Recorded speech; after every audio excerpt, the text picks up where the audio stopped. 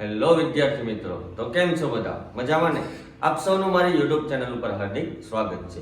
તો આજના મારા વિડીયોમાં આપણે જોઈશું માપનની સમજ. માપનમાં આવે શું શું, માપન કઈ રીતે થાય. આપણે ઘણી બધી જગ્યાએ જતા હોઈએ છીએ, માલ સામાનની હેરફેર કરતા હોઈએ છીએ.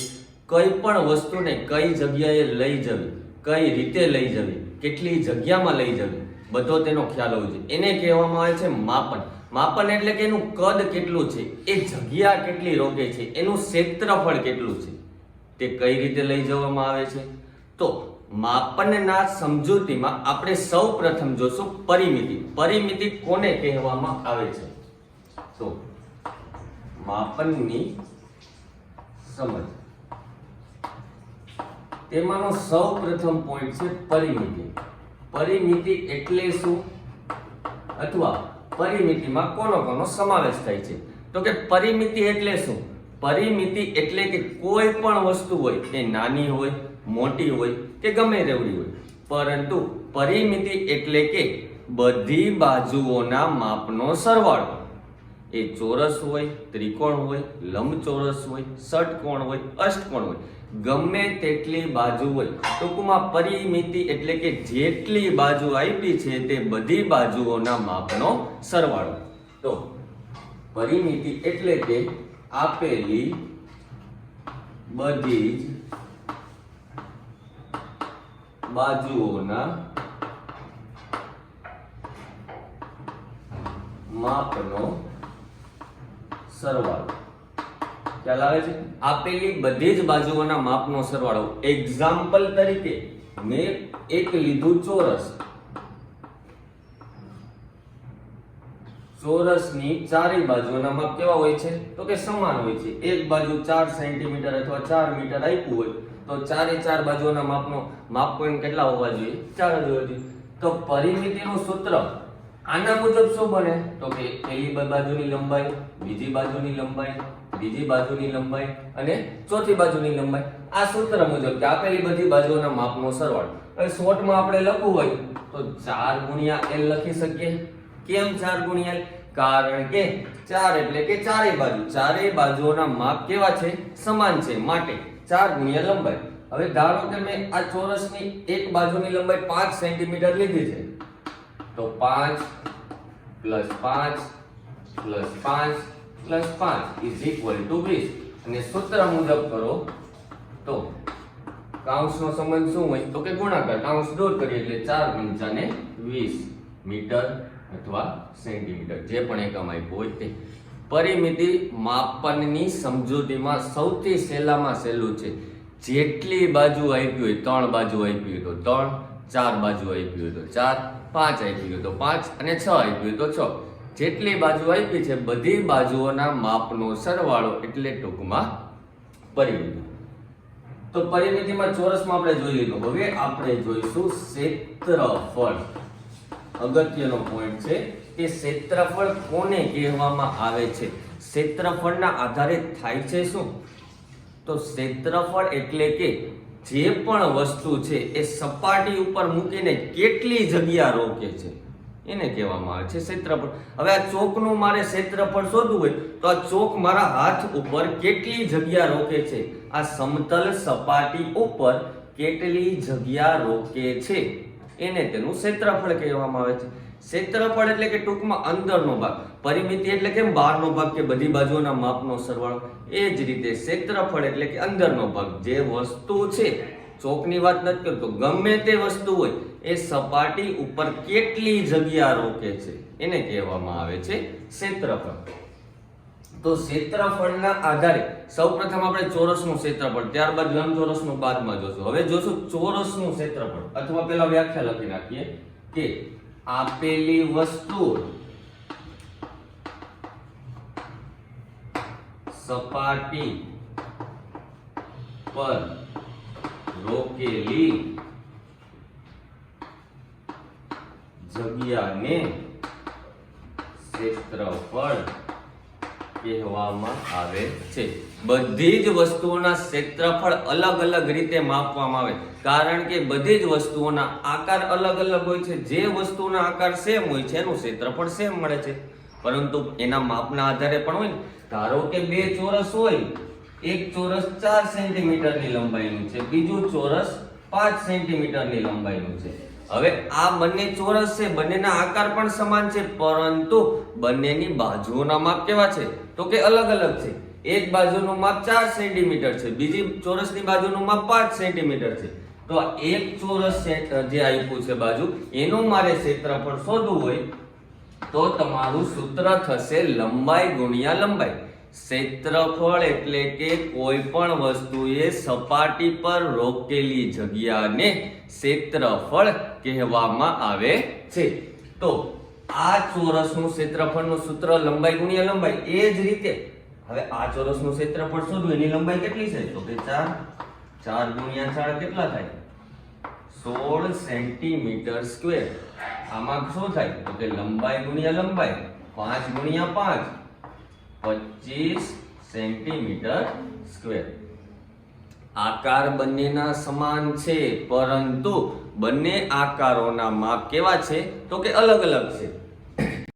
પરિમિતિ શોધી તો આપણે સૂત્ર મૂક્યું હતું 4 ગુણ્યા લંબાઈ અથવા બધી બાજુઓના માપનો સરવાળો કરી નાખ્યું. પરંતુ અહીંયા એકમમાં શું હતું તો કે સેન્ટીમીટર.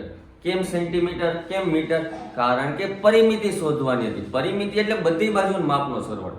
પરંતુ જ્યારે પણ આપણે ક્ષેત્રફળ શોધવાનું થાય ત્યારે તેના એકમમાં ફેરફાર જોવા મળે છે.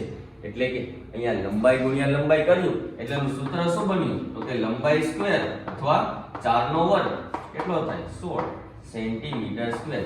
જેમ સૂત્રમાં લંબાઈનો સ્ક્વેર થયો એમ એકમમાં પણ એનો વર્ગ લેવામાં આવે છે.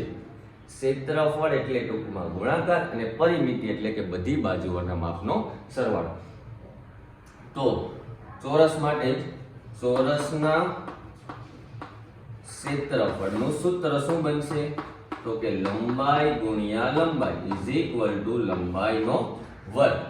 અહીંયા શું સૂત્ર હતું 4 ગુણ્યા લંબાઈ, અહીંયા શું સૂત્ર હતું લંબાઈનો સ્ક્વેર. તો આ થયું ચોરસની પરિમિતિ અને ચોરસનું ક્ષેત્રફળ. તો હવે આપણે જોઈશું લંબચોરસની પરિમિતિ અને લંબચોરસનું ક્ષેત્રફળ. તો હવે આપણે જોઈશું લંબચોરસની પરિમિતિ અને લંબચોરસનું ક્ષેત્રફળ.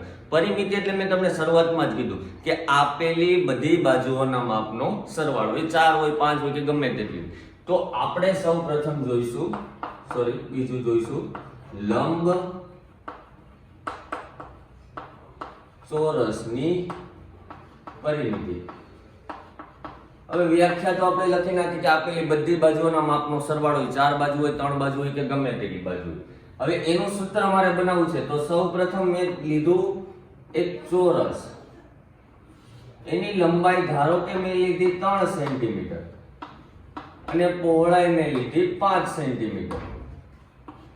લંબાઈ લીધી 3 સેન્ટીમીટર અને પહોળાઈ લીધી 5 સેન્ટીમીટર. તો પરિમિતિ એટલે મેં શું કીધું હતું આપેલી બધી બાજુઓના માપનો સરવાળો.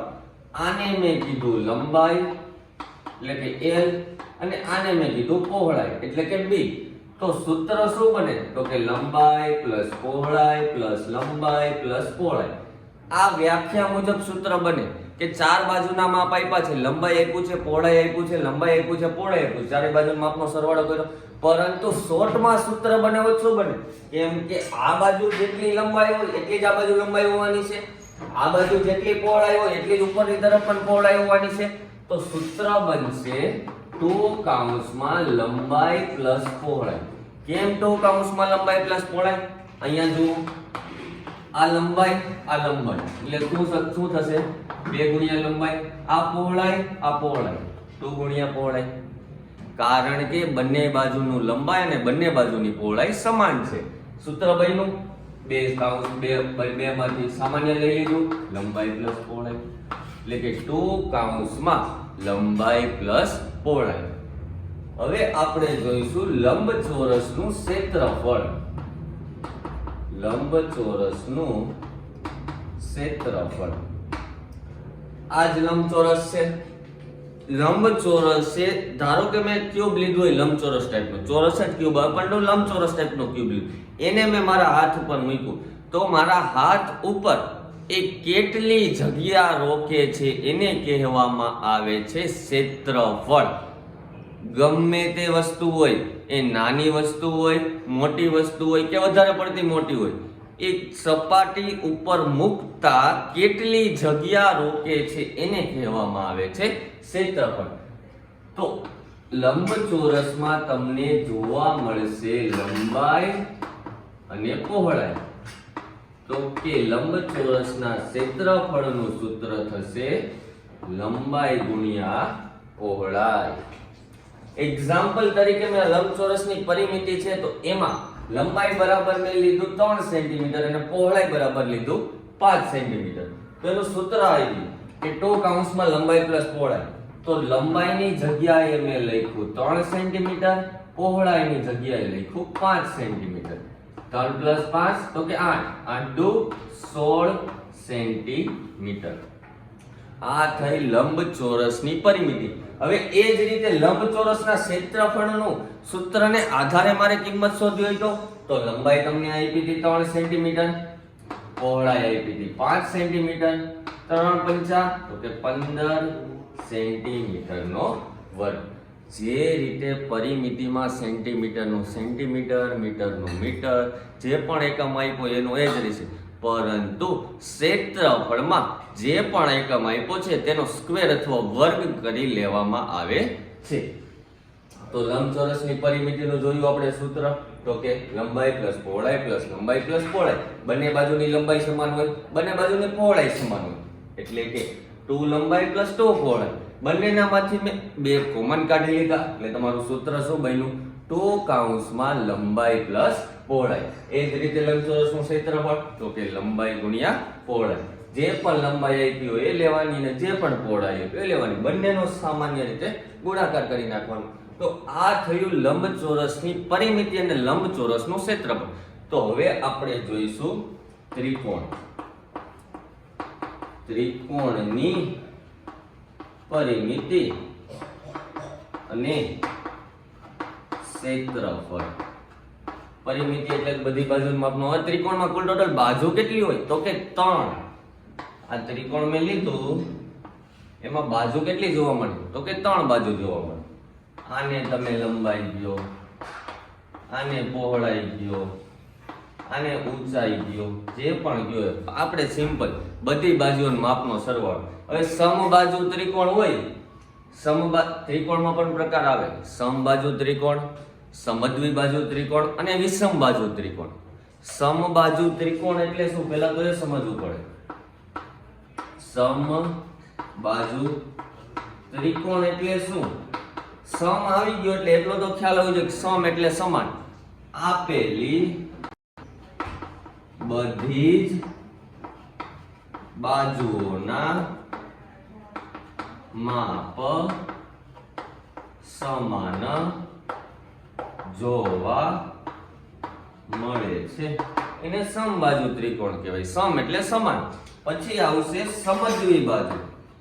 સમદ્વિબાજુ ત્રિકોણ. જે રીતે સમબાજુ ત્રિકોણ એટલે બધી જ બાજુઓના માપ સમાન, એ જ રીતે સમદ્વિબાજુમાં કે કોઈ પણ 3 બાજુમાંથી કોઈ પણ 2 બાજુઓના માપ સમાન જોવા મળતા હોય તો તેવા ત્રિકોણને સમદ્વિબાજુ ત્રિકોણ કહેવામાં આવે છે. કોઈ પણ 2 બાજુ આ ત્રિકોણ લીધો, તમારી લંબાઈ અને પહોળાઈ સમાન હોય તો ઊંચાઈ અલગ હોય, ઊંચાઈ અને પહોળાઈ સમાન હોય તો લંબાઈ અલગ હોય, લંબાઈ અને ઊંચાઈ સમાન હોય તો પહોળાઈ અલગ હોય. કોઈ પણ 2 બાજુઓના માપ તમને સમાન જોવા મળતા અને ત્રીજી બાજુનું માપ અલગ જોવા મળતું હોય તો એને કહેવામાં આવે છે સમદ્વિબાજુ ત્રિકોણ. અને ત્રીજો પ્રકાર છે વિષમબાજુ ત્રિકોણ. વિષમબાજુ ત્રિકોણ એટલે શું?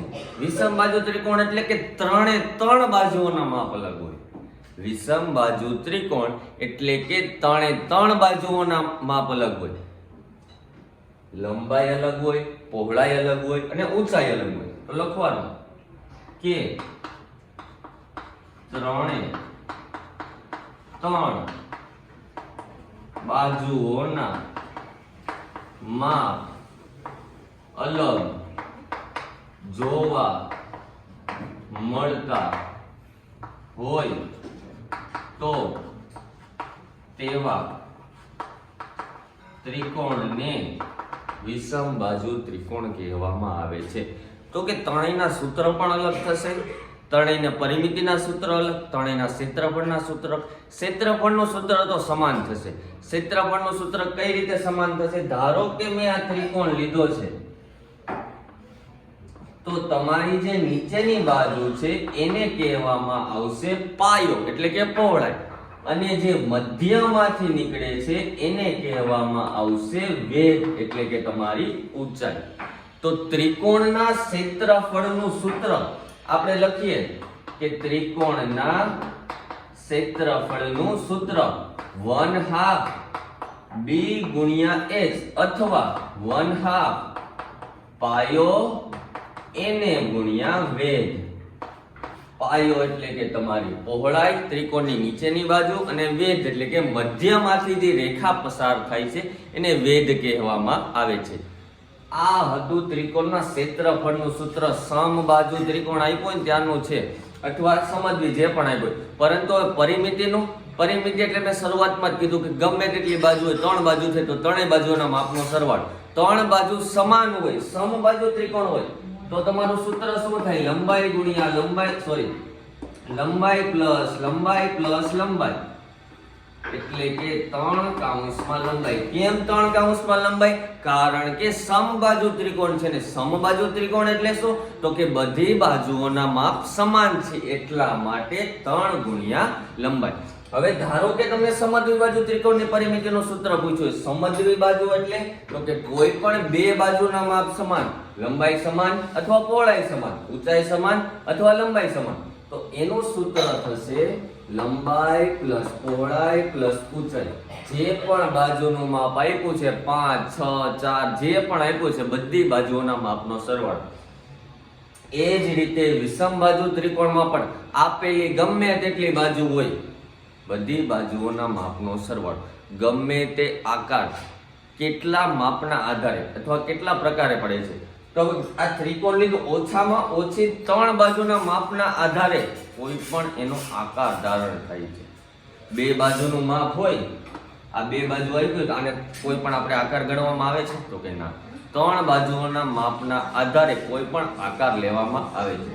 તો આમાં આપણે જોયું લંબચોરસની પરિમિતિ, લંબચોરસનું ક્ષેત્રફળ, ત્રિકોણના પણ પ્રકાર જોયા, સમબાજુ ત્રિકોણ, સમદ્વિબાજુ ત્રિકોણ, વિષમબાજુ ત્રિકોણ, ત્રિકોણના ક્ષેત્રફળનું સૂત્ર જોયું તો કે 1/2 પાયો ગુણ્યા વેધ. પરિમિતિનું સૂત્ર પણ જોયું, લંબાઈ પ્લસ પહોળાઈ પ્લસ ઊંચાઈ. તો હવે આપણે જોઈશું વર્તુળનું ક્ષેત્રફળ અને વર્તુળની પરિમિતિ. તો હવે આપણે જોઈશું વર્તુળની પરિમિતિ, વર્તુળનું ક્ષેત્રફળ. વર્તુળની પરિઘ આવે તો કે ના, વર્તુળનું આવશે પરિમિતિ નહીં, આ વર્તુળમાં આવશે પરિઘ. જે રીતે તમને ચોરસની પરિમિતિ, લંબચોરસની પરિમિતિ, ત્રિકોણની પરિમિતિ, એ જ રીતે વર્તુળનો પરિઘ એટલે કે પરિમિતિ. વર્તુળની કોઈ પણ એક બાજુ હોય તો કે વર્તુળની અસંખ્ય બાજુઓ જોવા મળે, એમાં આવશે પરિમિતિ. તો વર્તુળની પરિઘ અથવા વર્તુળનું પરિઘ એનું સૂત્ર તો કે 2πr. ત્યારબાદ વર્તુળના ક્ષેત્રફળનું સૂત્ર તો કે πr². શું આવશે? πr². હવે r એટલે શું, પાઈ એટલે શું, વર્તુળમાં આવે શું, તો આ મેં વર્તુળ જોયું. હવે ગોળનું બહુ જોતા નહીં. તો કે આ વર્તુળ છે, વર્તુળના મધ્યમાં એક કેન્દ્ર જોવા મળતું હોય છે. વર્તુળના મધ્યમાં આ કિનારીથી આ કિનારી સુધીનું માપ એટલે વર્તુળના કેન્દ્રમાંથી પસાર થતી રેખા એને કહેવામાં આવે છે વ્યાસ. શું કહેવામાં આવે છે? વ્યાસ. બીજું વર્તુળ લીધું મેં, એમાં પણ વર્તુળનું કેન્દ્ર, વર્તુળની અંદર મધ્યમાં કેન્દ્ર જોવા મળે છે. એક કિનારીથી બીજી કિનારી સુધીનું માપ, આ કિનારીથી આ કિનારી સુધી, આ કિનારીથી આ કિનારી સુધી, આ કિનારીથી આ કિનારી સુધી, અથવા આ કિનારીથી આ કિનારી સુધી. પરંતુ વર્તુળના મધ્ય એટલે કે કેન્દ્રમાંથી પસાર થવું ન જોઈએ, એને કહેવામાં આવે આવે છે જીવા. શું કહેવામાં આવે છે? જીવા. હજી એક આવશે તો આજે એક વર્તુળ લીધું, આ વર્તુળનું કેન્દ્ર, વર્તુળના કેન્દ્રથી કિનારી સુધીનું માપ, કેન્દ્રથી કિનારી સુધી, કેન્દ્રથી કિનારી સુધી, કેન્દ્રથી કિનારી સુધી, કેન્દ્રથી કિનારી અથવા કિનારીથી કેન્દ્ર. આને શું કહેવામાં આવે? તો આને કહેવામાં આવે છે ત્રિજ્યા. વર્તુળમાં કુલ ટોટલ તમને 3 વસ્તુ જોવા મળે. એક તો વ્યાસ જોવા મળે, જીવા જોવા મળે અને ત્રિજ્યા જોવા મળે. હવે તમને ખબર પડતી હોય તો આ કિનારીથી આ કિનારી સુધી અથવા આ કિનારીથી આ કિનારી સુધી કેન્દ્રમાંથી પસાર થતી રેખા આખે આખું માપ હોય ને વ્યાસ કહેવાય, એનું અડધું કરી નાખવામાં આવે તો આપણને મળશે ત્રિજ્યા. શું મળશે? ત્રિજ્યા. d/2 r લખી શકાય. d/2 r એટલે કે વ્યાસનું તમે અડધું કરો એટલે ત્રિજ્યાનું તમને માપ મળી જશે. તમને અમુક દાખલાઓનું માપ, અમુક દાખલાઓમાં વ્યાસનું માપ આપ્યું હશે, અમુક દાખલામાં ત્રિજ્યાનું માપ આપ્યું હશે. ત્રિજ્યાનું માપ આપ્યું હોય તો સીધે સીધું મૂકી દેવાનું જે કિંમત આપી છે. પરંતુ વ્યાસનું માપ આપ્યું હોય અને આપણે આમાં કીધું કે વર્તુળનું ક્ષેત્રફળ શોધો અને તમારું d = 14 સેન્ટીમીટર છે, એ વ્યાસ આપી દીધો છે તમને 14 સેન્ટીમીટર, એના આધારે વર્તુળનું ક્ષેત્રફળ શોધવાનું છે. તો સૂત્ર πr², પાઈની કિંમત 22/7, r બરાબર કેટલા લેવાના? આપણને તો વ્યાસ આપ્યું છે તો કે હું d/2 કરું એટલે મને r મળી જાય 14/2 તો કે 7. તો 7 × 7 154 સેન્ટીમીટર સ્ક્વેર. આ મળ્યું મને વર્તુળનું ક્ષેત્રફળ. શું કર્યું? સિમ્પલ. સૌપ્રથમ એક કિનારીથી બીજા કિનારી સુધીનું માપ, પરંતુ કેન્દ્રમાંથી પસાર થતું હોવું જોઈએ. એક કિનારીથી બીજી કિનારી પરંતુ કેન્દ્રમાંથી પસાર થતું ન હોય તેવા માપને જીવા કહેવાય. હવે એક કિનારીથી કેન્દ્ર સુધીનું માપ અથવા વ્યાસનું અડધું d/2 r, વ્યાસનું અડધું કરો એટલે તમને શું મળી જશે? ત્રિજ્યા. એક્ઝામ્પલ તરીકે આપણે લઈએ કે r બરાબર તમને આપ્યા છે 28 સેન્ટીમીટર. આ તમને માપ આપ્યું છે, ત્રિજ્યાનું માપ આપ્યું છે. તો ત્રિજ્યાના માપના આધારે તમારે વર્તુળનું પરિઘ અને વર્તુળનું ક્ષેત્રફળ, સૂત્ર તો તમારી સામે જ છે, 2πr, પાઈ બરાબર 22/7, r બરાબર 28. r ની જગ્યાએ તમને વ્યાસ આપ્યો હોય 28 અને r ની કિંમત મૂકવાની હોય તો કેટલી થાય? તો કે 14. કેમ 14? કારણ કે વ્યાસનું અડધું એટલું એટલે કે તમારી ત્રિજ્યા. અહીંયા તો તમને ત્રિજ્યા જ આપી છે 7 ચોક 28, 22 દુ 44, ચોકે ચોકે 16 ને 17. આ તમારી થશે વર્તુળનું પરિઘ. હવે એ જ રીતે ક્ષેત્રફળ. હવે વર્તુળનું તો ખબર પડી ગઈ, અર્ધ વર્તુળનું હોય તો સિમ્પલ છે ને. ગમે એ વસ્તુનું અડધું કરવું હોય, આ ચોકનું માપ ધારો કે 4 સેન્ટીમીટર છે, 4 સેન્ટીમીટરની લંબાઈ છે, એનું મારે અડધું કરવું છે તો અહીંથી તોડી નાખું મધ્યમાંથી. તો ઉપરનું માપ કેટલું થાય, નીચેનું માપ કેટલું થાય? તો કે 4 ના અડધા એટલે કે 2 સેન્ટીમીટર. તો અર્ધ ચોકનું માપ 2 સેન્ટીમીટર, પૂરેપૂરા ચોકનું માપ 4 સેન્ટીમીટર. એ જ રીતે અર્ધ વર્તુળનું પરિઘ, વર્તુળના પરિઘનું સૂત્ર શું છે? તો કે 2πr. અર્ધ વર્તુળના પરિઘનું સૂત્ર શોધવું હોય તો 1/2πr. બે ઉડી ગયા, તમારું સૂત્ર બન્યું πr. હવે અર્ધ વર્તુળના ક્ષેત્રફળનું સૂત્ર, અર્ધ વર્તુળના ક્ષેત્રફળનું સૂત્ર શું છે? તો કે πr². અર્ધ વર્તુળનું એટલે કે 1/2πr². સિમ્પલ છે. વર્તુળનું પરિઘ અને ક્ષેત્રફળ આપ્યું એનું અડધું કરી નાખો એટલે તમને અર્ધ વર્તુળનું પરિઘ અને અર્ધ વર્તુળનું ક્ષેત્રફળ મળી જાય. તો આ થયું વર્તુળનું પરિઘ, વર્તુળનું ક્ષેત્રફળ, અર્ધવર્તુળનું પરિઘ, અર્ધવર્તુળનું ક્ષેત્રફળ. હવે આપણે જોઈશું સમાંતર બાજુ ચતુષ્કોણ અને સમલંબ ચતુષ્કોણની પરિમિતિ અને તેનું ક્ષેત્રફળ. તો હવે આપણે જોઈશું સમબાજુ ચતુષ્કોણ, સમલંબ ચતુષ્કોણ, સમાંતર બાજુ ચતુષ્કોણ. ચતુષ્કોણ એટલે શું? ચતુષ્કોણ એટલે કે કોઈ પણ ચાર બાજુ આપી હોય. જે રીતે પંચકોણમાં 5 બાજુ હોય, ષટકોણમાં 6 બાજુ હોય, સપ્તકોણમાં 7 બાજુ હોય, અષ્ટકોણમાં 8 બાજુ, એ જ રીતે ચતુષ્કોણમાં 4 બાજુ. 4 બાજુ પરિમિતિનું સૂત્ર તો સહેલું જ થાય. જે પણ બાજુ આપી છે, જે પણ બાજુ અથવા જેટલી બાજુ અથવા જે પણ માપ, બધી બાજુઓના માપનો સરવાળો, લંબાઈ 5 હોય, કોણ ગમે તે આપ્યું હોય, આપણે સિમ્પલ પરિમિતિ એટલે બધી બાજુઓના માપનો સરવાળો. હવે જોઈશું સમાંતર બાજુ અને સમબાજુ ચતુષ્કોણ કોને કહેવાય? તો કે સમબાજુ ચતુષ્કોણ કોને કહેવાય? આ મેં લીધો ચતુષ્કોણ લીધો, ચારે બાજુઓના માપ સમાન છે. શું છે? ચારે બાજુઓના માપ કેવા છે? સમાન છે. આ તમને 4 સેન્ટીમીટર છે, તો આ પણ કેટલું હોય? 4 સેન્ટીમીટર. આ બાજુ 4, આ બાજુ પણ 4. હવે એ જ રીતે આવશે સમાંતર બાજુ ચતુષ્કોણ, સમાંતર બાજુ ચતુષ્કોણ. સમાંતર બાજુ ચતુષ્કોણ એટલે શું? તો કે ઉપરની બાજુ અને નીચેની બંને બાજુ, બંને સામસામેની બાજુઓના માપ કેવા હોવા જોઈએ? સમાન. આ 6 સેન્ટીમીટર, આ 6 સેન્ટીમીટર, તો આ 4 સેન્ટીમીટર, તો આ પણ 4 સેન્ટીમીટર.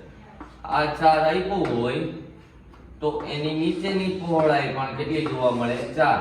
આ ધારો કે તમને 6 સેન્ટીમીટરની લંબાઈ છે, તો આ બાજુ પણ કેટલું જોવા મળે? 6 સેન્ટીમીટર. એને કહેવામાં આવશે સમાંતર બાજુ ચતુષ્કોણ. સમબાજુમાં તો કે I4 I4 I4 ને આ પણ 4.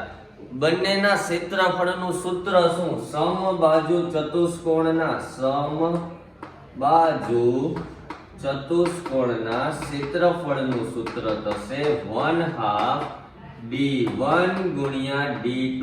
d1 અને d2 એટલે શું? તો કે અંદર જે તમને કર્ણ આપ્યો છે અથવા વેધ આપ્યો છે, આ પહેલું d1, આ બીજું d2. ધારો કે આ તમને 5 આપ્યું હોય અને 3 આપ્યું હોય, તો સૂત્રને આધારે શું થાય? તો કે d1 બરાબર 5 અને d2 બરાબર 3. 5 તેરી 15 ભાગ્યા 2 એટલે તમારો જવાબ આવશે 7.5 સેન્ટીમીટર સ્ક્વેર. આ થયું સમબાજુ ચતુષ્કોણના ક્ષેત્રફળનું સૂત્ર. હવે જોઈશું સમાંતર બાજુ ચતુષ્કોણના ક્ષેત્રફળનું સૂત્ર. સેમ ટુ સેમ, લંબચોરસ જેવું. લંબચોરસનું શું હતું? તો કે લંબાઈ ગુણ્યા પહોળાઈ. આમાં તમને જોવા મળશે પહોળાઈ ગુણ્યા ઊંચાઈ. આને તમને પહોળાઈ લીધી, તો આ તમે ઊંચાઈ લીધી. ક્ષેત્રફળ એટલે કે હજી કહું છું કે ગમે તે વસ્તુ હોય, ચોક હોય કે ગમે તે હોય, એ વસ્તુ સપાટી ઉપર કેટલી જગ્યા રોકે છે, સમતલ સપાટી પર કેટલી જગ્યા રોકે છે, એને કહેવામાં આવે છે ક્ષેત્રફળ. સમબાજુ ચતુષ્કોણના ક્ષેત્રફળનું સૂત્ર 1/2 d1 ગુણ્યા d2. સમાંતર બાજુ ચતુષ્કોણના ક્ષેત્રફળનું સૂત્ર તો કે પહોળાઈ ગુણ્યા ઊંચાઈ. હવે આવશે સમલંબ ચતુષ્કોણ. સમલંબ ચતુષ્કોણ કોને કહેવાય? સમલંબ ચતુષ્કોણ કોને કહેવાય? આપેલ ચતુષ્કોણમાં કોઈ પણ બે બાજુ સમાન હોય. આ બંને બાજુઓના માપ કેવા હોય? તો કે સમાન હોય. આને તમે કહેશો A, આને કહેશો B. આ તમારી થઈ એની ઊંચાઈ. તો આનું મારે ક્ષેત્રફળનું સૂત્ર બનાવવું છે અથવા તમને આપ્યું છે, કઈ રીતે બને? તો કે ઊંચાઈ, પેલા ગુજરાતીમાં લખીએ, ઊંચાઈ એને ગુણ્યા બંને બાજુના માપનો સરવાળો એને ભાગ્યા 2. સિમ્પલ સૂત્ર 1/2 h a plus b. આ તમારું સમલંબ ચતુષ્કોણના ક્ષેત્રફળનું સૂત્ર, પરિમિતિનું સૂત્ર બને જ નહીં, કારણ કે આ a છે, આ b છે, અહીંયા તમે ગમે લખજો a plus b plus c plus d, ચારે બાજુ માપનો સરવાળો એટલે પરિમિતિ. ક્ષેત્રફળ તો કે ઉપરની બાજુ નીચેની બાજુ બંને અલગ અલગ છે, આ તેની ઊંચાઈ થઈ, ઊંચાઈ ગુણ્યા બંને બાજુઓના માપનો સરવાળો એને ભાગ્યા 2 એટલે તમારું બનશે સમલંબ ચતુષ્કોણનું ક્ષેત્રફળ. તો આમાં આપણે જોયું સમબાજુ, બધી બાજુઓના માપ સમાન હોય, પરંતુ અંદર બે જે વેધ આપ્યા છે, જે કર્ણ આપ્યા છે, બેનો ગુણાકાર એને ગુણ્યા 1. પછી આપણે જોયું સમાંતર બાજુ ચતુષ્કોણ, તો કે સામે સામેની બાજુઓના માપ સમાન હોય, આને પહોળાઈ કહીએ અને ઊંચાઈ કહીએ, પહોળાઈ ગુણ્યા ઊંચાઈ એટલે તમારું થશે સમાંતર બાજુ ચતુષ્કોણના ક્ષેત્રફળનું સૂત્ર. સમલંબ ચતુષ્કોણના ક્ષેત્રફળનું સૂત્ર તો કે કોઈ પણ બે બાજુ સમાન હોય, આ બે બાજુ સમાન છે પરંતુ આ બે બાજુ કેવી છે, અલગ અલગ છે. આને મેં a કીધું ઉપરની બાજુને, નીચેની બાજુને 2 કીધું, તો કે વચ્ચેની અને અહીંયા જે મધ્યમાં રેખા પડે એને ઊંચાઈ કહેવામાં આવે. અહીંયા જેટલી ઊંચાઈ હોય એટલી જ અહીંયા ઊંચાઈ હોય, માટે ઊંચાઈ ગુણ્યા બંને બાજુઓના માપનો સરવાળો એને ભાગ્યા 2. તો આ વિડીયોમાં આપણે સૌ પ્રથમ જોયું પરિમિતિ, ત્યારબાદ જોયું ક્ષેત્રફળ, ત્યારબાદ જોયું પરિઘ, એનું ક્ષેત્રફળ, સમાંતર બાજુનું, સમબાજુનું, સમલંબનું, વિવિધ આકારોનું. ચોરસમાં ચારે બાજુઓના માપ સમાન હોય તો ચારે બાજુઓના માપ સમાન હોય તો એનું પરિમિતિનું સૂત્ર તો કે 4 ગુણ્યા l, ક્ષેત્રફળનું સૂત્ર તો કે લંબાઈનો વર્ગ. ત્યારબાદ જોયું આપણે લંબચોરસ, લંબચોરસની પરિમિતિનું સૂત્ર તો કે 2 કૌંસમાં લંબાઈ પ્લસ પહોળાઈ, એના ક્ષેત્રફળનું સૂત્ર તો કે લંબાઈ ગુણ્યા પહોળાઈ. ત્યારબાદ જોયું આપણે ત્રિકોણ, ત્રિકોણની પરિમિતિનું સૂત્ર તો કે લંબાઈ ગુણ્યા લંબાઈ પ્લસ પહોળાઈ પ્લસ ઊંચાઈ, ત્રણેય બાજુ સમાન હોય તો લંબાઈ પ્લસ લંબાઈ. અને એના ક્ષેત્રફળનું સૂત્ર તો કે લંબાઈ ગુણ્યા લંબાઈ એટલે l સ્ક્વેર, લંબાઈ ગુણ્યા લંબાઈ, લંબાઈનો ઘન, કારણ કે એમાં કેટલી બાજુ જોવા મળતી હોય, 3 બાજુ જોવા મળતી હોય, ખ્યાલ આવે છે. ત્યારબાદ જોયું આપણે વર્તુળ, વર્તુળમાં પરિમિતિ નહીં આવે, વર્તુળમાં શું આવશે, પરિઘ આવશે અને ક્ષેત્રફળ આવશે. વર્તુળનું પરિઘ અને ક્ષેત્રફળનું સૂત્ર ઈઝી હતું, 2πr અથવા πr સ્ક્વેર. અર્ધવર્તુળનું તો કે એનું અડધું કરી નાખ્યું, બે ઉડી ગયા πr, 1/2πr સ્ક્વેર ક્ષેત્રફળનું. પરંતુ મેન છે વર્તુળના કેન્દ્રમાંથી પસાર થતી કિનારી સુધીનું માપ, એક કિનારીથી બીજી કિનારી વચ્ચેનું કેન્દ્ર, એમાંથી પસાર થતી રેખાને વ્યાસ કહેવાય, એનું અડધું કરી નાખ્યું, ત્રિજ્યા થઈ ગઈ. હવે વર્તુળના કેન્દ્રમાંથી પસાર નથી થતી, પરંતુ એક કિનારીથી બીજી કિનારી સુધી જાય છે, પરંતુ કેન્દ્રમાંથી પસાર નથી થતી, એને કહેવામાં આવશે જીવાંત. ત્યારબાદ જોયું સમબાજુ ચતુષ્કોણ, સમાંતર બાજુ ચતુષ્કોણ અને સમલંબ ચતુષ્કોણ. તો થેન્ક યુ વિદ્યાર્થી મિત્રો, હવે મળીશું આપણે નેક્સ્ટ વિડીયોમાં.